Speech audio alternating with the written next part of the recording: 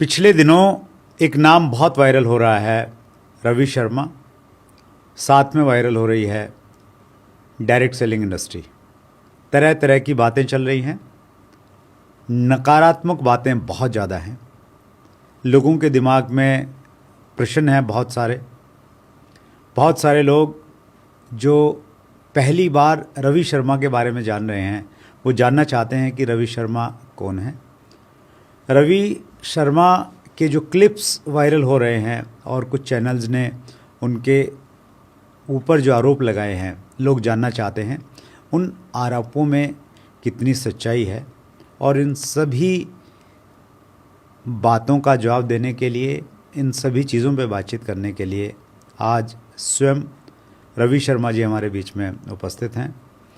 रवि जी, मैं सबसे पहले तो मैं आपका आभारी हूँ कि इस माहौल में जहाँ आपके ऊपर में बहुत सारे वीडियो बन रहे हैं, कुछ न्यूज़ चैनल भी आपके बारे में बात कर रहे हैं और वो बहुत अच्छी बातें नहीं कर रहे हैं, उस समय आपने ये मुनासिब समझा कि आप पब्लिक के बीच में आएंगे और अपनी बात रखेंगे। आपका बहुत बहुत आभार। इसके लिए बहुत साहस चाहिए और वो साहस आपने दिखाया है। सोशल मीडिया पे बहुत सारी चीज़ें आती रहती हैं, लेकिन जब कोई चीज़ न्यूज़ में आने लग जाती है, टीवी में आने लग जाती है, स्पेशली मेन स्ट्रीम मीडिया में आ जाती है, तो फिर लोग उसको थोड़ा और ज़्यादा गंभीरता के साथ में लेते हैं। पिछले दिनों कुछ आरोप आप पे लगे, वो आरोप हैं, वो सच्चाई हैं, वो मैं एक एक करके आपसे पूछता हूँ। पहला, आपके ऊपर पे ये आरोप लगा कि आपने 100 करोड़ की बात की है। ये 100 करोड़ टर्नओवर है, 100 करोड़ आपकी नेटवर्थ है, या ये 100 करोड़ आपकी एक महीने की कमाई है? क्या है 100 करोड़? सबसे पहले तो बहुत बहुत धन्यवाद सर, आपने मेरे को ये यहाँ बुलाया आज और अपनी बात रखने का मौका दिया। मैं यहाँ पे सभी लोगों से एक चीज़ क्लियर करना चाहूँगा कि 100 करोड़ जो मैंने बोला है, वो 100 करोड़ मेरी नेटवर्थ नहीं है, मेरी कमाई नहीं है। 100 करोड़ मेरा टर्नओवर है, जो कि एक डायरेक्ट सेलिंग कंपनी में मेरे द्वारा होता है। मैं वापस से यहाँ पर एक चीज़ रिपीट कर देना चाहता हूँ, मेरे सभी दोस्तों से कहना चाहता हूँ कि 100 करोड़ मेरी इनकम नहीं है, 100 करोड़ मेरी नेटवर्थ नहीं है। ये एक टर्नओवर है, ये एक व्यापार का टर्नओवर जो मेरे माध्यम से एक डायरेक्ट सेलिंग कंपनी का होता है। किसी चैनल ने बार बार इसको हाईलाइट किया है कि ये आपकी नेटवर्थ है। उन्होंने ये भी बोला 100 करोड़ मतलब ये व्यक्ति एक दिन में 3 करोड़ 33 लाख रुपए कमाता है। तो ये सरासर झूठ है? बिल्कुल सर, ये बिल्कुल सरासर झूठ है। मैंने अपने किसी भी मन से ये बात कभी नहीं बोली कि मैं 100 करोड़ महीना कमाता हूँ। मैंने कभी नहीं बोला, ये बिल्कुल गलत बात है। मैंने मन से यही बोला कि मेरा टर्नओवर 100 करोड़ होता है, और आज भी मैं उस बात को बिल्कुल बोल रहा हूँ सर। जी सर, मुझे पता था कि ये सवाल ज़रूर आएगा, तो इसके लिए मैं अपने एविडेंस जो है अपने साथ लेकर आया हूँ और वो मैं आपके सामने प्रस्तुत करना चाहता हूँ। प्लीज़। ये जिस डायरेक्ट सेलिंग कंपनी में मैं काम करता हूँ, उसका एक स्टेटमेंट है पिछले महीने का, जिसमें जो मेरा टर्नओवर हुआ है, वो टर्नओवर हुआ है 120 करोड़ 76 लाख 59,251 रुपये। 120 करोड़ 76 लाख 76 लाख 59,251 रुपये सिंगल मंथ का है? एक मंथ का है सर। ये टर्नओवर है और आपने इसी की बात की थी? मैंने इसी टर्नओवर की बात करी थी और आज भी मैं वही बात कर रहा हूँ, मैं टर्नओवर की बात कर रहा हूँ सर। राइट।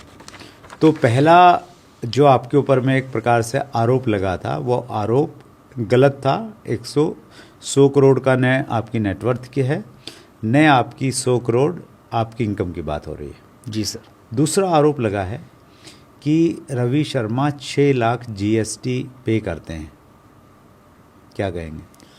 बिल्कुल सर, मैं इस पर यही कहना चाहूँगा कि देखिए, जहाँ आपका टीम वर्क होता है, टीम डेवलप होती है, या आप काम करते हैं नेटवर्क इंडस्ट्री में, तो वहाँ पे जब आप एक लेवल पे पहुँचते हैं तो वहाँ पे एक अच्छी इनकम भी आपको मिलती है, एक अच्छा इनकम आपका जनरेट होता है। तो उस चीज़ के लिए भी मैं एक छोटा सा प्रूफ आपके सामने रखना चाहूँगा। ये है मेरी मदर के नाम से है और पारस देवी शर्मा मेरी मदर का नाम है। 31 मार्च 2021 का ये स्टेटमेंट है, जिसमें टोटल जीएसटी जो है वो 6,34,842 रुपया जो है मैंने पे किया है, और टोटल इंसेंटिव जो है विथ जीएसटी वो है 41,61,745 रुपया।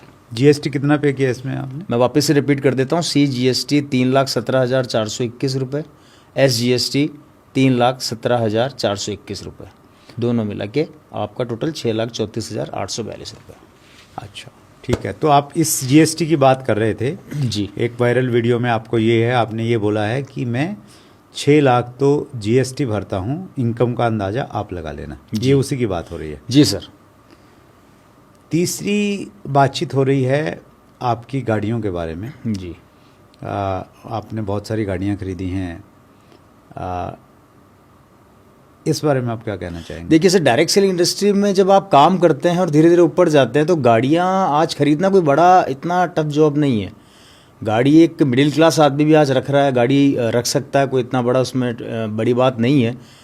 रही बात मैंने गाड़ियों के लिए बोला है, तो बिल्कुल सर गाड़ियाँ मिल जाती है, आसानी से मिलती भी है, और मेरे पास भी कुछ गाड़ियाँ हैं जिसके लिए मैं थोड़ा से छोटे कुछ प्रूफ लेके आया हूँ, जिससे कि लोगों को थोड़ा बिलीव हो। जैसे कि मेरे पास एक गाड़ी है जो वो भी मेरी मदर के नाम से ही है, BMW X5 है।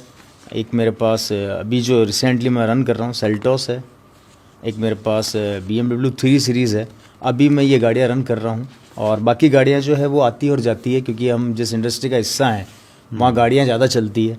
तो एक आपकी शोरूम की बहुत बात और चर्चा चल रही है कि आपके पास में आप एक शोरूम बनाने वाले हैं, आपने बना दिया, उसकी सच्चाई क्या है? हाँ, मैंने बोला था बहुत पहले कि मैं एक शोरूम बनाऊंगा, और ऐसा मेरा सपना था, और मैं सपने पे मैंने काम किया, और मैंने जयपुर के अंदर एक अपना एक छोटा सा शोरूम बनाया। और उस शोरूम के अंदर मैंने जो लोगों से कमिटमेंट किया था अपनी डायरेक्ट सेलिंग कंपनी को लेके कि मैं वहाँ पे उनका एक छोटा सा सुविधा के लिए एक शॉप ओपन करूँगा, तो बिल्कुल मैंने वो किया है। और ये उसकी पिक्चर है, अगर आप देखना चाहें तो मेरे पास ये अवेलेबल है। राइट, हम इनको कोशिश करेंगे कि बड़ी स्क्रीन पे हम दिखाएंगे ताकि सभी दर्शकों को जी सर मालूम चल जाए। तो ये तो हुई उन आरोपों की बात जो आप पे लगे थे। मैं व्यूअर को एक चीज़ और बताना चाहता हूँ। रवि शर्मा आज तो वायरल हैं, सब लोग जानते हैं, लेकिन रवि शर्मा जी को आज से लगभग 5 साल पहले 19 नवंबर 2019 को हमने आमंत्रित किया था चैट विद सुरेंद्र वत्स के एपिसोड नंबर 43 में। उसका लिंक भी हम डिस्क्रिप्शन में देख रहे हैं, और वो एपिसोड आप देखेंगे तो आपको मालूम चलेगा कि रवि शर्मा जी ने किस मैच्योरिटी की बात उस एपिसोड में की थी। और जब चीज़ें वायरल होती हैं तो लोग जांच पड़ताल नहीं करते हैं, बस जो चीज़ें चल रही हैं उसको कॉपी पेस्ट करने लग जाते हैं। अगर कुछ लोगों ने रवि शर्मा जी का आज से 5 साल पहले का पूरा एपिसोड नंबर 43 हमारा देख लिया होता तो मुझे लगता है कि इतने ज़्यादा कन्फ्यूज़न क्रिएट नहीं होते और थोड़ी बहुत सच्चाई की झलक वहाँ से मालूम चल जाती। रवि जी, आपने जो बातचीत की है, जो क्लिप्स आ रहे हैं सामने, तो उसमें आपने इन सब चीज़ों के बारे में बातचीत की है, और उससे ये लगता है कि जैसे आपने बहुत शो ऑफ किया है, और हमारी इंडस्ट्री पे ये आरोप भी लगता है कि ये सपने देखने वालों की इंडस्ट्री है, शो बहुत होता है। बाकी दूसरी इंडस्ट्री में भी लोग पैसा कमाते हैं, लेकिन वो बताते नहीं हैं कि मेरे पास कितनी गाड़ियां हैं, कितने घर हैं, कितना बैंक बैलेंस है, लेकिन यहाँ पे बहुत बताया जाता है। क्या कहना चाहेंगे इस बारे में कि एक तो लोग जो कहते हैं कि भाई ये शो ऑफ की इंडस्ट्री है, उस बारे में, और आपने जो बातचीत की तो क्या वो शो ऑफ था? क्या अब जो ये चीज़ें वायरल हो रही है उसको लेके आपको लगता है कि आपने कुछ ज़्यादा बोल दिया था? सर, मैं इसमें कहूँगा direct selling industry basically show off की इंडस्ट्री इसलिए कही जाती है क्योंकि यहाँ पर बिना बताए हम आगे अपनी इंडस्ट्री को बढ़ा नहीं सकते, क्योंकि सपने देखना गलत चीज़ नहीं है। सपनों को पूरा करने के लिए, सपनों को बड़ा करने के लिए ये इंडस्ट्री है, और वो इन लोगों के सपने ही बड़े करती है जो एक लेवल की ज़िंदगी जीते हैं, चाहे वो मिडिल क्लास हो या लोअर मिडिल क्लास हो, जो अपने सपनों को पूरा किसी कारण से नहीं कर पाते। उन सपनों को पूरा करने के लिए एक प्लेटफॉर्म की ज़रूरत होती है, और वो प्लेटफॉर्म ये है। और यहाँ पर इसलिए बताया जाता है क्योंकि इस इंडस्ट्री के अंदर काफ़ी ऐसे लोगों ने अपने सपने पूरे किए हैं जो बहुत नीचे तबके से या छोटे लेवल से उठकर आए हैं, और उन्होंने उस अचीवमेंट को प्राप्त किया। तो वो इसलिए बताना ज़रूरी होता है। और ये मैं ही नहीं, डायरेक्ट सेलिंग इंडस्ट्री में आप काफ़ी लीडर्स को देखेंगे तो आपको महसूस होगा कि सब लोग इसके बारे में चर्चा करते हैं। फिर भी अगर किसी को मेरी किसी बात से आहत हुआ हो, कोई अगर इस मेरी बातों से किसी को परेशानी हुई हो, तो मैं उसके लिए बिल्कुल क्षमा याचित हूँ। मेरा कोई इरादा या इंटेंशन किसी का दिल दुखाना नहीं था या किसी के स्वाभिमान को ठेस पहुँचाना नहीं था। सिर्फ मैंने एक छोटा सा बताने का प्रयास किया कि ये इंडस्ट्री आपको क्या दे सकती है और कैसे आप आगे बढ़ सकते हैं। चूँकि मैं भी एक छोटे परिवार से निकल कर, एक गरीब परिवार से निकल कर यहाँ आया हूँ, तो एक भावना मैंने अपनी शेयर करी, एक विचार अपना शेयर किया मैंने। रवि जी, आरंभ में एक प्रश्न कायदे से मुझे पूछना चाहिए था, लेकिन मैं मिस कर गया। मैं अब पूछ रहा हूँ, जो लोग रवि शर्मा जी के बारे में नहीं जानते हैं, रवि शर्मा जी कौन हैं, कितने समय से डायरेक्ट सेलिंग में जुड़े हुए हैं, एक छोटा सा परिचय देंगे आप? मैं बिल्कुल सर, मैं डायरेक्ट सेलिंग इंडस्ट्री में मेरे फादर थे श्री ओपी शर्मा जी, जो सन 2000 से इस इंडस्ट्री का हिस्सा हैं और लगातार इस इंडस्ट्री में काम कर रहे हैं। और काम करते हुए उन्होंने इसको डेवलप किया था, इस इंडस्ट्री को। लेकिन आकस्मिक उनका देहांत 23 फरवरी 2012 को हुआ।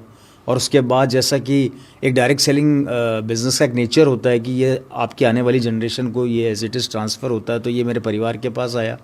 वहाँ से मैंने इसको स्टार्ट किया और वहाँ से स्टार्ट करके लगातार इसमें हम प्रयास कर रहे हैं, मेहनत कर रहे हैं। इस इंडस्ट्री के बारे में एक चीज़ मैं यहाँ पर ज़रूर कहना चाहूँगा। इस इंडस्ट्री में कई लोग ये सोचते हैं कि यहाँ पे कोई जादू की छड़ी है जिसको घुमाएं और आपके सपने पूरे हो जाएं, तो ऐसा बिल्कुल नहीं है। यहाँ मेहनत करनी पड़ती है। और आज आप जो सब कुछ देख रहे हैं, ये 1 या 2 दिन या 2 महीने में नहीं हुआ है। पूरे 25 साल का अथक प्रयास और दिन रात की मेहनत और डेडिकेशन के बाद ये चीज़ संभव हो पाई है। जब मैं इस इंडस्ट्री में आया था तो मेरे पिताजी के द्वारा जो मेहनत हुई, जो उन्होंने मेहनत करी, उस मेहनत का रिजल्ट वो मुझे मिला। और आज उस रिजल्ट का नतीजा है कि जो उन्होंने टीम बनाई, वो टीम इतनी स्ट्रांग टीम बनी, इतनी अच्छी टीम बनी कि लगातार वो टीम बढ़ती चली गई, और जिसकी वजह से आज मैं इस लेवल पर, इस पोजीशन पर हूँ।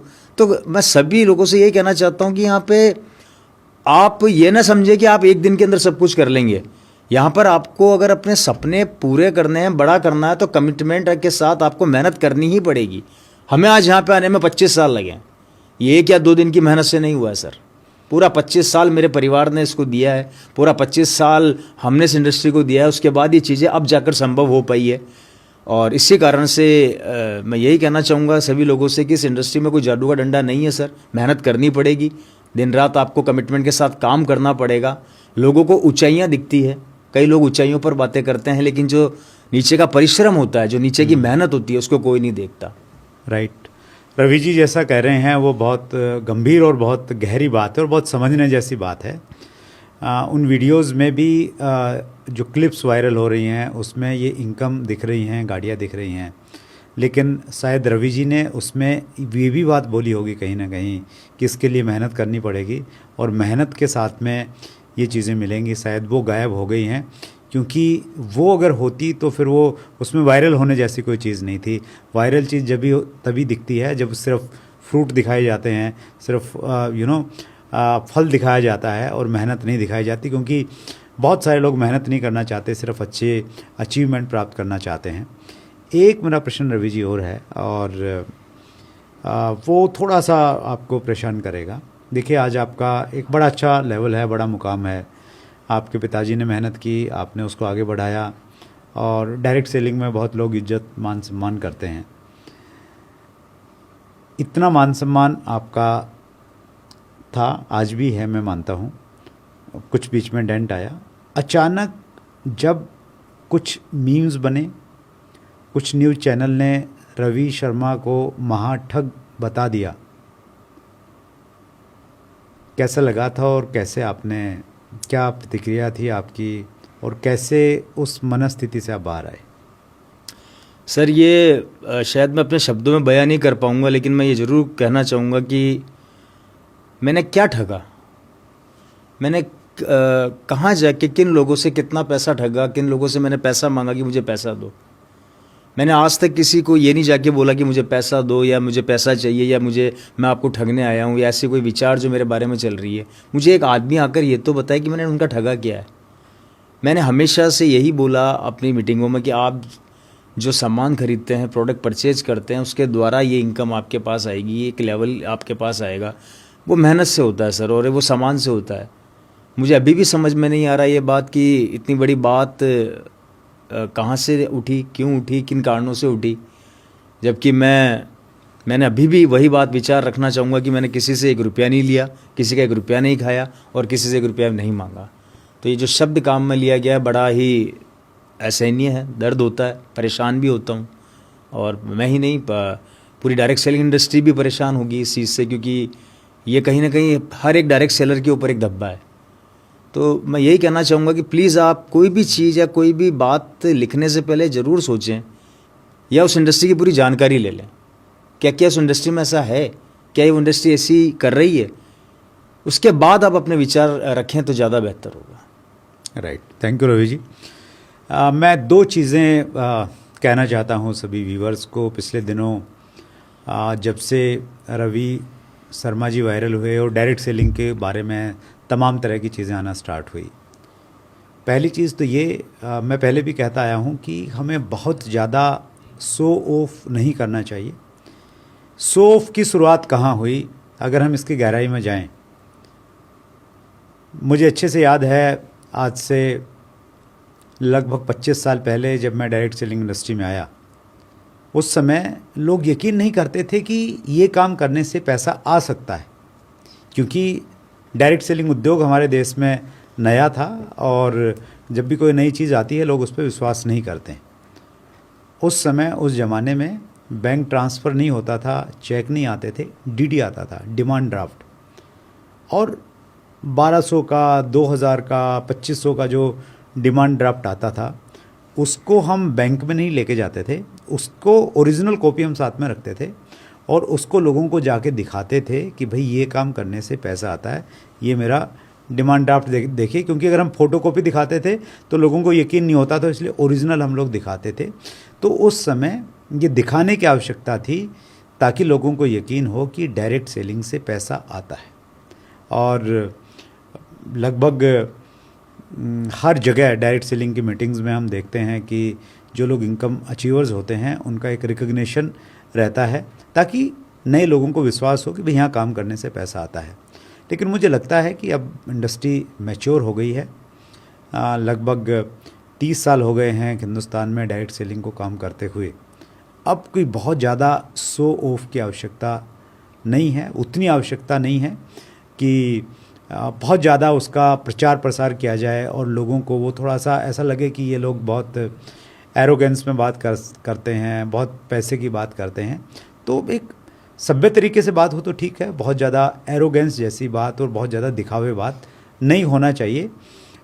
मेरा पहले से इसमें मत रहा है और अभी पिछले दिनों जो चीज़ें हुई उससे कहीं ना कहीं इस चीज़ के ऊपर में और बल भी मिला और मैं और ज़्यादा कन्विक्शन के साथ में ये बात आपसे कह पा रहा हूँ।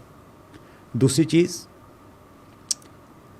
रवि ओपी शर्मा जी ने क्या बोला, सही बोला या गलत बोला, वो एक जांच का विषय था।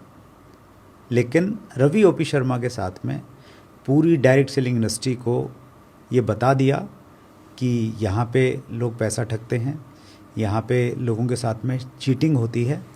और डायरेक्ट सेलिंग तो बोला ही नहीं गया, मल्टी लेवल मार्केटिंग बोला गया। पहली चीज़ तो मैं उन सभी साथियों को, स्पेशली जो कहीं ना कहीं यूट्यूब पे कंटेंट क्रिएट करते हैं या न्यूज़ चैनल में काम कर रहे हैं, उनको सबको मैं बताना चाहता हूँ, आज हमारे पास में जो लीगल और टेक्निकल वर्ड है वो मल्टी लेवल मार्केटिंग नहीं है, वो डायरेक्ट सेलिंग है। क्योंकि 2016 में 8 सितंबर 2016 को हमारे देश में डायरेक्ट सेलिंग की गाइडलाइंस आई थी और गाइडलाइन में हमारा जिस प्रकार का काम है उस काम को डायरेक्ट सेलिंग कहा गया था और डायरेक्ट सेलिंग की डेफिनेशन आई थी। और 28 दिसंबर 2021 को कंज्यूमर प्रोटेक्शन एक्ट के तहत डायरेक्ट सेलिंग रूल्स 2021 हमारे बीच में आए और उनमें भी डायरेक्ट सेलिंग के रूप में हमें परिभाषित किया गया है। मल्टी लेवल मार्केटिंग के नाम पे बहुत सारी क्रिप्टो वाली कंपनियां काम करती हैं, बहुत सारी निवेश करने वाली कंपनियां काम करती हैं। तो मल्टी लेवल मार्केटिंग एक प्रकार से थोड़ा अलग हो गया है और डायरेक्ट सेलिंग थोड़ा सा अलग हो गया है। हालांकि डायरेक्ट सेलिंग का जो हमारा मॉड्यूल है वो मल्टी लेवल मार्केटिंग का जो तरीका है, वे ऑफ डिस्ट्रीब्यूशन हमारे यहाँ भी है, लेकिन जो रूल्स हैं हमारे, उस रूल के अनुसार हम अलग हो गए हैं। मनी सर्कुलेशन बैनिंग एक्ट से हम लोग अलग आ गए हैं और जितनी भी डायरेक्ट सेलिंग की कंपनियां हमारे देश में काम कर रही हैं उन सब के लिए ये मैंडेटरी है कि वो डायरेक्ट सेलिंग रूल्स का पालन करें। और डायरेक्ट सेलिंग रूल्स में बहुत क्लियरली मेंशन है कि जितनी भी कंपनियां डायरेक्ट सेलिंग में हैं उनको अपने कुछ डॉक्यूमेंट्स अपनी वेबसाइट पे अपलोड करने पड़ेंगे। और उन डॉक्यूमेंट्स में एक महत्वपूर्ण डॉक्यूमेंट है कि उन्होंने एक डिक्लेरेशन देना पड़ेगा कि वो मनी सर्कुलेशन बैनिंग एक्ट के तहत काम नहीं करते हैं, जबकि वो डायरेक्ट सेलिंग रूल्स 2021 का पालन करते हैं। तो इस प्रकार की क्लैरिटी है। तो अभी जो सही शब्द है वो डायरेक्ट सेलिंग है। मल्टी लेवल मार्केटिंग की कहानियाँ चलाना बंद कीजिए प्लीज़। मल्टी लेवल मार्केटिंग एक अलग तरीके की लीक हो गई है, उस पर डायरेक्ट सेलिंग नहीं चल रही है। दूसरा, थोड़ी सी हम लोग डायरेक्ट सेलिंग रूल्स के बारे में जानें, वो रूल्स क्या कह रहे हैं, उन रूल्स में क्या है, उन सब की जानकारी होनी चाहिए। और 2023 में डायरेक्ट सेलिंग रूल्स में एक छोटा सा अमेंडमेंट भी आया था, नेटवर्क ऑफ सेलर की परिभाषा आई थी, वो भी हमारी जानकारी में होनी चाहिए, जिसके अनुसार हम अपना नेटवर्क बना के उसके थ्रू हम लोग मार्केटिंग कर सकते हैं। एक चीज़ मैं सभी साथियों से कहना चाहता हूँ, स्पेशली जो डायरेक्ट सेलिंग कम्युनिटी के लोग हैं, अगर कोई भी व्यक्ति आधारहीन बात करता है, डायरेक्ट सेलिंग की जानकारी न होने के बावजूद अनाप शनाप बात करता है, आप उसका विरोध कीजिए। अगर वो यूट्यूब पे आ रहा है तो रिपोर्ट में जाके उसको रिपोर्ट कीजिए। अगर वो इन्फॉर्मेशन भ्रमित करने वाली है तो वो वहाँ पे जाके आप उसको रिपोर्ट ज़रूर कीजिए। और अगर कोई गलत बोल रहा है, कोई न्यूज़ चैनल गलत बोल रहा है और हमें चोर कह रहा है, हमें ठग कह रहा है, पूरी इंडस्ट्री के ऊपर में क्वेश्चन मार्क उठा रहा है, तो उसका हमें विरोध करना चाहिए। उसके बारे में हमें ये कहना चाहिए कि नहीं, we are doing legal direct selling. जी हाँ, और आप भी अब भी हम अगर एक हैश टैग चलाएं कि we are doing legal direct selling, तो मुझे लग रहा है आवाज़ बहुत दूर तक जाएगी। आइए हम लोग मिलें, संगठित हों। हमारी लड़ाई अनएथिकल डायरेक्ट सेलिंग कंपनियों के साथ में पहले भी थी, बहुत लंबे समय से हम लोग ये लड़ाई लड़ रहे हैं, आगे भी ये लड़ाई जारी रहेगी। अगर हम लोग सब अच्छे लोग अगर संगठित होके किसी भी गलत चीज़ के बारे में आवाज़ उठाएंगे तो इस लड़ाई को जल्दी जीत पाएंगे और मजबूती से आगे बढ़ पाएंगे और भारतीय डायरेक्ट सेलिंग उद्योग को उस मुकाम पे पहुंचा पाएंगे जिस मुकाम के लिए हम हकदार हैं। रवि शर्मा जी, आप आए। आपके आने की वजह से, आपके वायरल होने की वजह से एक चीज़ तो हुई कि डायरेक्ट सेलिंग की जो अच्छी कंपनियां थी, अच्छे लोग थे, उन्होंने एकजुटता दिखाई, उन्होंने बात की और उन्होंने ये कहा कि नहीं, डायरेक्ट सेलिंग सही है, हम सही कंपनी के साथ में काम कर रहे हैं। और बहुत सारे ऐसे लोग जो कहीं ना कहीं आपकी कंपनी का हिस्सा नहीं थे, उन्होंने भी इनडायरेक्टली और डायरेक्टली आके आपको भी सपोर्ट किया, डायरेक्ट सेलिंग इंडस्ट्री को भी सपोर्ट किया, अब भी सपोर्ट कर रहे हैं। ऐसे लोगों के लिए क्या कहना चाहेंगे? मैं सर ऐसे लोगों को तहे दिल से शुक्रिया अदा करना चाहता हूँ, अपने दिल की गहराइयों से उनको बहुत बहुत धन्यवाद देना चाहता हूँ कि मेरे इस समय में वो मेरे साथ खड़े हैं, डायरेक्ट सेलिंग इंडस्ट्री के साथ खड़े हैं। और हमारी यही एक कमिटमेंट, हमारी यही एकजुटता एक दिन डायरेक्ट सेलिंग को आसमान पर लेकर जाएगी। मैं आप सबका तहे दिल से वापस से शुक्रिया अदा करना चाहता हूँ। इसी तरीके से आप लोग अपना प्यार बनाए रखें, अपना आशीर्वाद बनाए रखें। Thank you Ravi ji. और फिर मैं रिपीट करना चाहता हूँ, रवि जी का आज से 5 साल पहले का एपिसोड नंबर 43, डिस्क्रिप्शन में हम लिंक डाल रहे हैं, वो और देखिए और जानिए। रवि जी को नज़दीक से जानने का मौका मिलेगा और जो कहीं ना कहीं आपके दिमाग में जो परसेप्शन बैठ गया है उन वायरल रील की वजह से वो बदलेगा और सच्चाई आपके सामने ज़रूर आएगी। ये हमारा एक स्पेशल एपिसोड था। हालांकि हम हर मंगलवार को एक नया एपिसोड लेके आते हैं, लेकिन जिस प्रकार की स्थितियां थी हमने डिसाइड किया कि अगर हम मंगलवार तक जाएंगे तो शायद बहुत देर हो जाएगी। इसलिए पहली बार हम एक ये बीच में एक स्पेशल वीडियो आपके लिए लेके आ रहे हैं। मुझे उम्मीद है कि बहुत सारी आपको क्लैरिटी मालूम चली होगी, सच्चाई मालूम चली होगी। बहुत बहुत धन्यवाद आप सबका भी और रवि शर्मा जी का भी। Thank you. Thank you.